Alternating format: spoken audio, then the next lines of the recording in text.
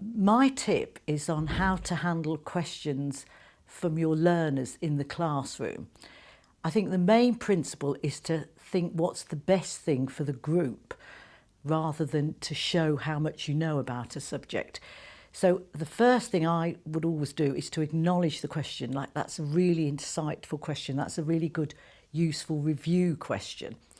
Then possibly, depending on the size of the group and the acoustics, you might then repeat the question for the benefit of the group, or maybe to give yourself a bit of thinking time as to what's the next best thing to do. Then you can choose 4 different responses really. One would be the very simple answer it, and it is the simplest thing to do. But you've always got to bear in mind, is it relevant and is there enough time? And keep your answers quite short, I think. The next thing to do would be to defer it. So if it wasn't relevant or it was going to come up later in the day, later in the week, later in the programme, then there would be little point in answering it fully at that juncture. So you would just answer it quite briefly, but say, we're going to cover it later.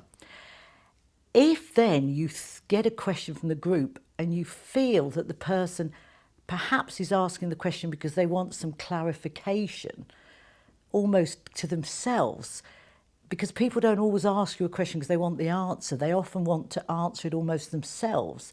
Then you could rephrase it and ask it back to that person. You'd have to be quite sensitive there, and it wouldn't be because you don't know the answer yourself. It's because it's better for their thinking.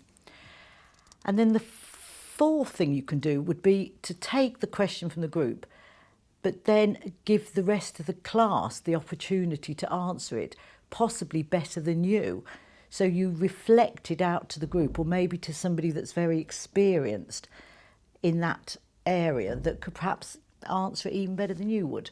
So I think the main, and then after that you just would close it and say, is that answered to your satisfaction? I think the main principle, as I said at the start, is always to think what is best for the group, not just your subject matter knowledge.